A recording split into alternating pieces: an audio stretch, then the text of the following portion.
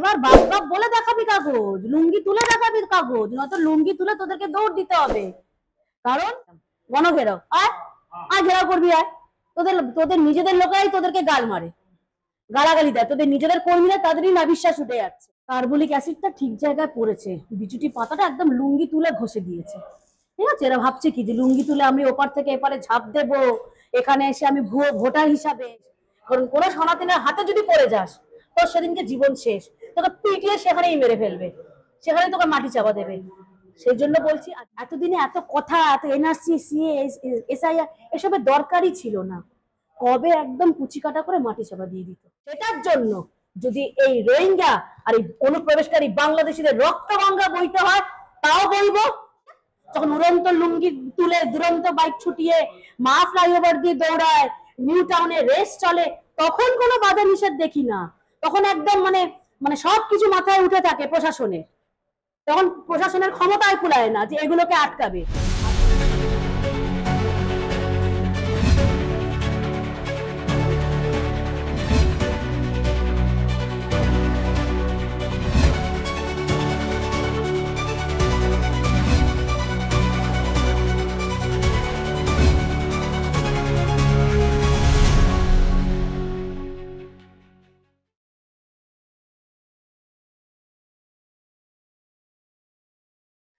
এখন একটা নতুন প্রকল্প এসছে, এসআইআর এ মরুন, আর পশ্চিমবঙ্গ সরকারের তরফ থেকে একটি আকর্ষণীয় উপহার জিতে নিন।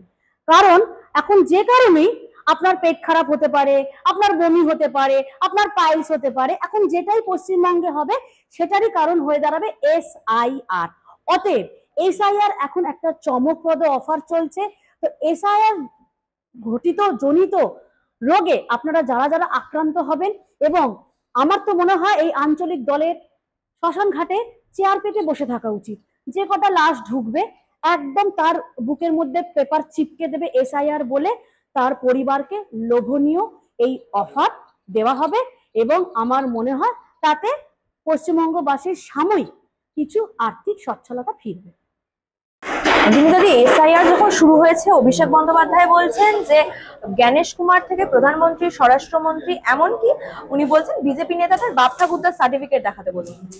না ঠিক আছে, দেখো ওই খালপাড়ের যেটা কালচার, যেটা রুচি, তো সেটারই পরিচয় দেবে। আর ও হ্যাঁ, এই সবে তো আমাদের ছট পুজো গেল, তো তোমাদের মাধ্যমে সবাইকে জানাই ছটি মাইয়া কি, ছোটি মাইয়া কি, ছটি মাইয়া কি, ছোটি ছোটি ছটি মাইয়া কি, ছটি পূজা কি যায়। আমরা প্রথম শুনলাম এটা। ও আমি বলছি ওই বাংলা পক্ষ না কে আছে সে জানে যে এরকম ছট পুজোর সম্বর্ধনা বা পাড়ায় পাড়ায় ছট পুজোর এরকম মঞ্চ করে হিন্দি গান বাজিয়ে এরকম আঞ্চলিক দলটা সেলিব্রেট করছে। আমার মনে হয় কাংলা পক্ষ জানে না, যেটা কাংলা পক্ষকে তোমরা জানিয়ে দিও তোমাদের মাধ্যমে। আর দ্বিতীয় হচ্ছে যে দেখো খালপাড়ের কালচার, তার রুচি, তো যাদের নিজেদের বাপ মায়ের ঠিক নেই তো তারাই তো চাইবে। আচ্ছা একটা জিনিস বলতো, এই যে এসআইআরটা যে হচ্ছে বা এনআরসির সময় বা সিএ এর সময় তোমার কোনো টেনশন ছিল না? আমারও নেই। 2002-তে আমার ভোটার লিস্টে নাম আছে, চলো ধরে নিলাম নেই। ধরো এই মুহূর্তে ওরা টার্গেট করে করে বিজেপি কর্মীদের নাম 2002-এ ভোটার লিস্ট থেকে কেটে দিচ্ছে, এটাও মেনে নিলাম। আমার বাবা আছেন তো, ছিলেন তো সেই সময়, তো আমার বাবার নাম আছে, আমার বাবা কাকা জ্যাঠা পরিবারের আমার দাদু অব্দি কারোর না কারোর নাম তো আছে, তো আমাদের কিসের টেনশন? কাগজ আমরা দেখাবো না, এবার বাপ বাপ বলে দেখাবি কাগজ, লুঙ্গি তুলে দেখাবি কাগজ, নয়তো লুঙ্গি তুলে তোদেরকে দৌড় দিতে হবে।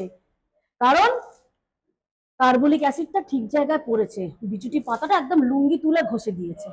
ঠিক আছে, এরা ভাবছে কি যে লুঙ্গি তুলে আমি ওপার থেকে এপারে ঝাঁপ দেবো, এখানে এসে আমি ভুয়ো ভোটার হিসাবে আমার তোমার অধিকার কাটবে, আমার তোমার কষ্টের ট্যাক্সের টাকা দিয়ে ওরা সাবসিডি ভোগ করবে। ওসব দিন এখন সেগুড়ে বালি, ওসব দিন এখন শেষ হয়ে গেছে। আর এখন রাজ্যবাসী যথেষ্ট সজাগ, যথেষ্ট সচেতন হয়েছে। এটা আমাদের সবার, শুধু একা কিন্তু সরকারের, কেন্দ্র সরকারের দায়িত্ব নয়। আজকে পাড়ায় পাড়ায় আমাদেরকে নজর রাখতে হবে কে কারা নতুন আসছে। কারণ আজ এটা ভীষণ ট্রেন্ড এখন দেখছি, ভীষণ চলছে যে বাংলাদেশ থেকে এসে টুক করে কিন্তু আমাদের রাজ্যে ফ্ল্যাট কিনে নিচ্ছে। তুমি নিউ টাউনে গিয়ে দেখবে, নিউ টাউন অঞ্চল এখন কিন্তু বাংলাদেশি রোহিঙ্গাতে গিজগিজ করছে। অতএব ডেমোগ্রাফি কিন্তু একদিনে চেঞ্জ হয়নি, এদের এই পরিকল্পিত, তার সাথে পাল্লা দিয়ে আমাদের মুখ্যমন্ত্রী যে এই পশ্চিমবঙ্গকে পশ্চিম বাংলাদেশ করার পরিকল্পনা, কারণ ওনার এই জীবদ্দশায় তো আর ভারতবর্ষের প্রধানমন্ত্রী হওয়ার শখ পূরণ হবেন না। তো ভেবেছে শেখ হাসিনা যখন চলে গেছে ওই চেয়ারটা খালি কি করে ওই চেয়ারটা অকুপাই করা যায়, তার জন্য কি করতে হবে, নয়তো আনসারুল বাংলার একটা জেহাদি গোষ্ঠীর একটা প্রধান সে বাহবা দিচ্ছে আমার রাজ্যের মুখ্যমন্ত্রীকে। দেখো রাজনৈতিক ভেদাভেদ থাকতেই পারে, সবকিছু থাকতে পারে, কিন্তু একটা জঙ্গি সংগঠন সে প্রধান, আমাদের রাজ্যের যে প্রধান, রাষ্ট্রের প্রধান, আমাদের রাজ্যের প্রধান মুখ্যমন্ত্রীকে বলছে যে আপনি এগিয়ে যান, আমরা আপনার সাথে আছি, আপনি পশ্চিম বাংলাকে মোদিজির কবজা থেকে আপনি ইয়ে করুন, বার করুন। তাহলে কোন রাজ্যের মানে কোন মহিলা, আমরা তো মহিলা মুখ্যমন্ত্রী পেয়ে 2011 সালে আমরা লাফিয়েছিলাম, যেহেতু তুমি আমি মহিলা বলে, যে একটা মহিলা বুঝবে মানুষের দুঃখ কষ্ট জ্বালা যন্ত্রণা। না, ওইটা শুধু একটা মুখোশধারী ভেকধারী, ও যেমন ভেকধারী ব্রাহ্মণ, ব্যানার্জিটা টাইটেলটা ভেক নিয়ে পড়ে আছে, সেরকমই ওই ডাইনি স্বরূপটা ওই মাতৃত্বের একটা মমতাময়ী রূপ নিয়েছিল, যেটা মানে মুখোশ খসে গেছে, তার আসল স্বরূপ বেরিয়ে পড়েছে। আজকের দিনে আজকে আমরা অন্তত নিশ্চিত। আচ্ছা একটা জিনিস দেখে তোমরা বুঝছো না প্যাটার্নটা, হঠাৎ করে এত এই যে ইলেকশন, এই যে এসআইআর লাগু হয়ে গেল বা ইলেকশন যত এগিয়ে আসছে, এত মূর্তি ভাঙার প্রবণতা কেন বেড়ে যাচ্ছে? মানে কিছু ভাবে ওস্কাচ্ছে যে একটা দাঙ্গা কি করে লাগানো যায় যাতে এই এসআইআর বা সিএ বা এনআরসি যেটাই বলি না কেন আমরা, এই প্রক্রিয়াটাকে যাতে একদম এটার সাথে ভেস্তে দেওয়া যায়। কারণ অনেক তো চেষ্টা হলো, কাকদ্বীপে আমরা যখন করেছিল সঙ্গে সঙ্গে, এখন যেখানে যেটা হচ্ছে আমাদের বিরোধী নেতা থেকে শুরু করে সুকান্ত দা থেকে শুরু করে একদম স্পটে গিয়ে চোখে চোখ রেখে কথা হচ্ছে, লড়াইটা চোখে চোখ রেখে হচ্ছে, সেখানে কিছু মাঠে ময়দানে করে উঠতে পারছে না। তাই জন্য কি করছে, রাজ্যবাসীকে উস্কাচ্ছে। এবং রাজ্যবাসী, শুধু রাজ্যবাসী, আমাদের হিন্দু বাঙালিরা শিক্ষিত, তারা জানে, তারা পড়াশোনা করছে, আর কিছু না পড়ুক সবাই নেট ঘেটে ঘেটে দেখছে যে এসআইআর এর মানেটা কি, বা এটা হলে কি হতে পারে না হতে পারে, কি কি নথি থাকতে পারে। আজকে আমার কিন্তু নিশ্চিন্ত, কোনো চিন্তা নেই। আমার বার্থ সার্টিফিকেট থেকে শুরু করে আমার জন্ম বার্থ সার্টিফিকেট বলো, আমার প্রথম স্কুল সার্টিফিকেট বলো, আমার মাধ্যমিক উচ্চ মাধ্যমিক গ্রাজুয়েশন সব রেডি, আমার তো চিন্তাই নেই, যেটা চাইবে দেখিয়ে দেবো। তাহলে কারা এরা, কারা যারা লাফাচ্ছে, সেটাই তো চুলচেরা বিশ্লেষণ করতে হবে। তো যাদের নেই তার মানে তারা আমার দেশের নাগরিক না, এটা তো ধর্মশালা না, এটা তো হারামের খাবার না। তুমি আমি সারাদিন এই বুনটা ধরে তুমি অক্লান্ত পরিশ্রম করে বেড়াচ্ছ, তোমার পয়সায় রোহিঙ্গা পালিতে হবে, তোমার কষ্টের পয়সায়, তুমি যে কষ্টে রক্ত জল করা পয়সা দিয়ে তুমি ট্যাক্স ভরছো তোমার ভবিষ্যৎকে সিকিউর করার জন্য, ভবিষ্যৎ প্রজন্মকে, আমাদের ভবিষ্যৎ প্রজন্মকে সিকিউর করার জন্য। আচ্ছা, সেই পয়সায় লুঙ্গিধারী প্রতিপালিত হবে, সেই পয়সায় রোহিঙ্গা প্রতিপালিত হবে না, আর তো এসব হতে দেওয়া যাবে না। অতএব প্রত্যেক রাজ্যবাসীকে বলবো, এইটা আমাদের সবার উচিত যে নিজের পাড়ায়, আমরা নিজেদের দায়িত্বটুকু পালন করি না, আমার নিজের পাড়াতেও নজর রাখা উচিত। যদি কোনো নতুন ফ্ল্যাট হয়, সেই ফ্ল্যাটে কারা আসছে, এতদিন তো এদেরকে দেখিনি, এদের চলন বলন আমাদের সাথে এক কিনা, কি চলন বলন, সাজ পোশাক খাওয়া দাওয়া সবকিছু আলাদা কিনা, এইটা এখন প্রখর। কারণ আমরা কিন্তু দেখেছি আমাদের চোখের সামনে কিন্তু গুলশান কলোনি গড়ে উঠেছে, একদিনে সেটা হয়নি, হঠাৎ করেও কিন্তু হয়নি। অতএব এই আঞ্চলিক দলটার কি মনসা আমরা জেনে গেছি, তার সত্ত্বেও আজকে কিন্তু 2,30,00,000 ভোটে আমরা পেয়েছি ভালোবাসা, সেটা আমাদের, তার জন্য আমাদেরকে ভোট লুট করতে হয়নি, ওটা আমাদের ভালোবাসা ভোট। সেই জায়গায় টিএমসির ভোট নিরিখে দেখেছি 89 থেকে 90 লাখ হিন্দু ভোট টিএমসি পেয়েছে। তাহলে এই 90 লাখ হিন্দুর জন্য আজকে 2,30,00,000 হিন্দুরা সাফার করছে, ভুগছে এই বেঈমানদের জন্য। আজকে আমরা এটাও দেখলাম যে সামান্য এই কাকদ্বীপে কালী মূর্তি, মায়ের মূর্তি ভাঙা নিয়ে যাকে ফাঁসানো হলো সেও কিন্তু তৃণমূলী হিন্দু। আমি একবারও তার দোষ দেব না, আমি একদম ওনার বাবা যেটা বলেছে ওনার বাবার সাথে আছি। কারণ একটা জিনিস আমি দেখেছি, ওনার বাবা যাকে ধরা হয়েছে তার বাবা গলায় কণ্ঠি পড়ে আছে, এটা তো কণ্ঠিধারীদেরও অপমান। তাকে মিথ্যে প্রমাণিত করা বলে, কণ্ঠি পরে কেউ মিথ্যে কথা বলে না, এটা কণ্ঠিধারীদেরও অপমান করা হচ্ছে ডাইরেক্ট একটা হিন্দুর ওপর, অকথ্য একটা নোংরা, মানে যেটা সে করেনি। আর যাই হোক, কোন হিন্দু ছেলে, যেটা বোঝানোর চেষ্টা চলছিল না যে মদ্যপ অবস্থায় কোন হিন্দু বাঙালি ছেলে, মা কালী হোক মা দুর্গা হোক, মায়ের পায়ের কাছে লুটিয়ে পড়বে বেহেড অবস্থায়, বেহেড মদ্যপ অবস্থায়, মায়ের পায়ের সামনে পড়ে অঝরে কাঁদবে, কিন্তু কোনো হিন্দু বাঙালির রক্ত যার শরীরে বয়েছে, সনাতনের রক্ত, সে কোনোদিন মায়ের মূর্তি ভাঙতে পারবে না। এটা একদম স্ট্রেট বাংলাদেশ মডেল। যেমনি করে বাংলাদেশে মূর্তি ভাঙা হচ্ছে, আর বিশেষ করে মায়ের মাথাটা নিয়ে গিয়ে এটা আমাদের সমাজকে, আমাদের ধর্মকে চ্যালেঞ্জ করছে, ডাইরেক্ট চ্যালেঞ্জ করছে। তো ক্ষমতা থাকলে রাতের অন্ধকারে করছিস কেন? তার মানে ভয় আছে, কারণ তোকে ধরতে পারলে ওখানেই পিটিয়ে মেরে ফেলবে, সেই ভয় চুপি সারে চোরের মতো আসছিস, রাতের অন্ধকারে এই কাণ্ডগুলো করে বেরিয়ে চলে যাচ্ছিস। কারণ কোনো সনাতনের হাতে যদি পড়ে যাস, তোর সেদিনকে জীবন শেষ, তোকে পিটিয়ে সেখানেই মেরে ফেলবে, সেখানে তোকে মাটি চাপা দেবে। সেই জন্য বলছি, আজকে আমরা সজাগ সচেতন হয়েছি বলেই কিন্তু আমাদের দিকে আরো ধেয়ে আসছে অনেক কিছু। সেটা আমাদেরকে খুব সন্তর্পণে, রাজ্যবাসীকে বিচার বিবেচনা করে, কোনো প্রলোভনে পা না দিয়ে, এবং এই সাথে মানে শুভবুদ্ধি সম্পন্ন মুসলিম সমাজকেও এগিয়ে আসতে হবে। প্রত্যেকটা মাদ্রাসায় এই মুহূর্ত থেকে প্রত্যেকটা মসজিদে কিন্তু নজর রাখতে হবে। কারণ আমাদের মন্দিরে যেমন আমরা প্রার্থনা করতে যাই, অন্য কিছু করতে যাই না, সেরকম মুসলিম সমাজেরও দায়িত্ব তারা এগিয়ে এসে মসজিদটা তাদেরও পবিত্র জায়গা, আরাধনার জায়গা, সেখানে যেন সেইটুকু কাজই হয়। কোনো প্রলোভনে পা না দিয়ে আমরা যদি সবাই নিজের নিজের কর্তব্যটুকু পালন করি না, সবকিছু রাজ্যের ওপর ছেড়ে দিলাম, কেন্দ্রের ওপর ছেড়ে দিলাম, না, কিছু দায়িত্ব নিজেদের ওপরে বর্তায়।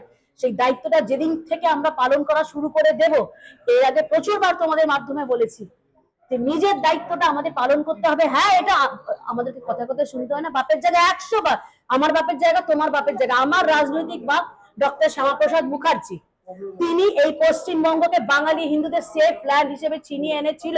100 বার আমার বাপের জায়গা। অতএব আমার বাপের যখন জায়গা, আমার মাতৃভূমি, আমার পুণ্যভূমি, তাকে রক্ষা করার দায়িত্ব আমার। এবং সেটার জন্য যদি এই রোহিঙ্গা আর এই অনুপ্রবেশকারী বাংলাদেশিদের রক্ত গঙ্গা বইতে হয়, তাও বলবো। কিন্তু যতদিন আমরা সনাতনীরা, কট্টর সনাতনীরা, কট্টর এরকম ওই ভেরুয়া না, যতদিন কট্টর সনাতনীরা আছে, পশ্চিম বাংলাকে পশ্চিম বাংলাদেশ হতে দেবো না আমরা। 2002 সালে যখন এসআইআর হয়, প্রায় 24 লক্ষ নাম বাদ গেছে।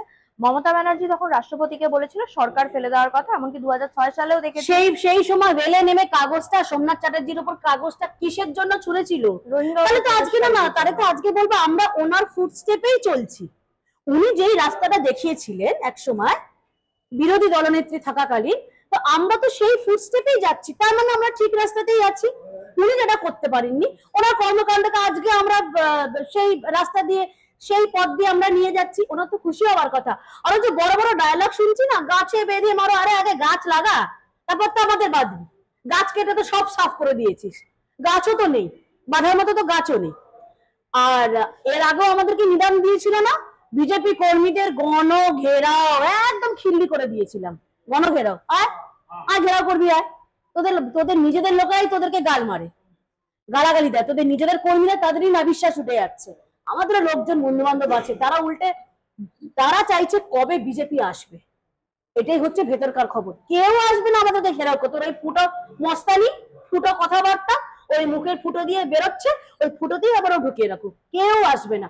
কারণ এই আঞ্চলিক দলের কর্মীরাও এখন ওষ্ঠাগত প্রাণ, ওদেরও না বিশ্বাস উঠে গেছে। কারণ আলটিমেট রক্তটা তো তাদেরও, হিন্দু সনাতনী রক্ত বইছে, তারাও নির্জলা উপোস করে পুজোটা করেছে, তারাও এই নোংরামোগুলো মেনে নিচ্ছে না।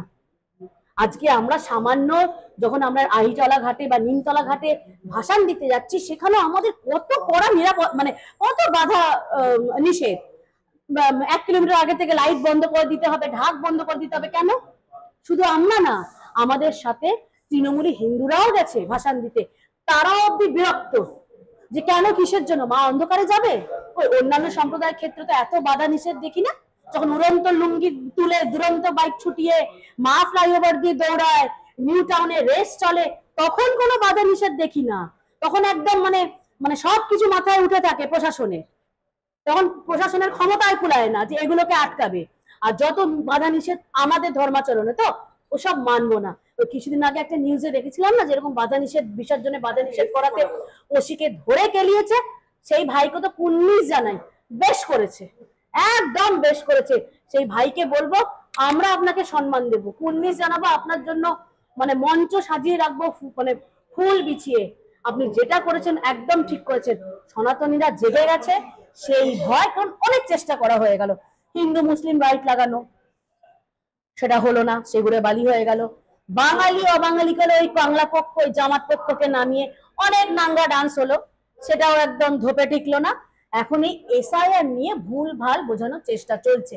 আশা করি আমার হিন্দু বাঙালিরা প্রত্যেকে শিক্ষিত, তারা আর কিছু না করুক, সবার হাতে মোবাইলটা আছে, নেটটা আছে, গুগল খুলবে এসআইআর কি, তার ক্রাইটেরিয়া কি, এগুলো দেখলে সবাই বুঝে যাবে। অতএব বিচলিত হবার কিচ্ছু নেই। আর যখন আমার সবকিছু আছে, ভাই আমি তো বিচলিত হচ্ছি না। চলো মানলাম যে কিচ্ছু নেই, ডিএনএটা তো আছে, ওটা তো আর চেঞ্জ করা যাবে না, ওটা তো কপি পেস্ট করা যায় না, কিছু না হলে ডিএনএ টেস্ট করিয়ে দেবো। তা আমাদের তো সেই ভয়টাও নেই। আরে আমার বাবার নাম যুগল বোস, আমি বুক ঠুকে বলবো, তার সাথে আমার ডিএনএও মিলবে, আমার বার্থ সার্টিফিকেটে তার নামটাও মিলবে। অতএব আমাদের কোনো সমস্যা নেই। যার পিতৃ পরিচয়ের সমস্যা আছে সেই তিরিং বিরিং করে লাফাবে।